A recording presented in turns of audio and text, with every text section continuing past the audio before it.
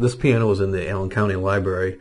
It was in really bad condition. There was a lot of large gouges. A lot of the edges were even chipped off on the lid. And the feet were really banged up also.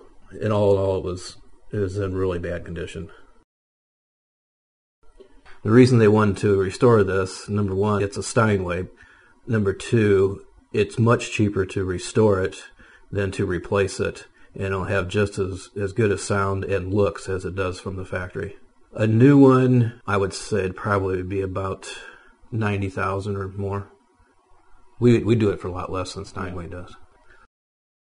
Well, we remove any parts that we can, like the keyboards and things, so we don't have to mask those off. The inside parts are done by another company. Then we mask off the top, as you can see in the picture, so we don't get all the spray down inside. And the majority of the time, we take the legs off and put it on a special cart we have made. Then on this particular one, where it's a black one and the finish was in good enough shape, we didn't have to take it clear down to the bare wood.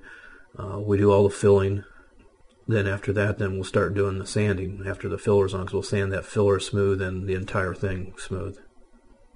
And we'll also rebuild any edges that are chipped off and gone. We can do that with the Bondo.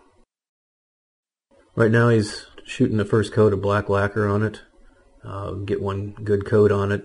And it'll be sanded lightly again. And then probably have to put at least 2 or 3 more, if not more. Depends on how well it's built. This is an old Packard piano that was made here in Fort Wayne. We believe it was from around the 1920s. This one will be completely stripped down to the bare wood because the finish is in too bad a shape. And places where moldings are missing, we'll remake the moldings and make them match the rest of the piano.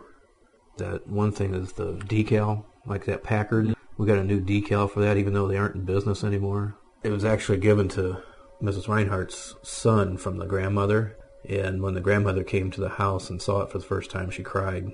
She couldn't believe it was the same one. And the other one on the left is one we didn't strip completely down. We just stripped parts, and then the rest we sanded and like wipe stain back over it, and then put clear over and puttied and touched up places. We brought it back to what it originally looked like.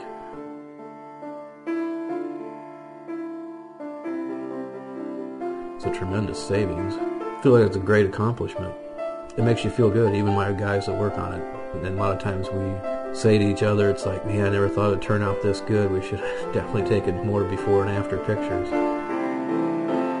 It used to be we wouldn't even do the pianos because they're so big, and you have to have the room, and you have to be able to move them around.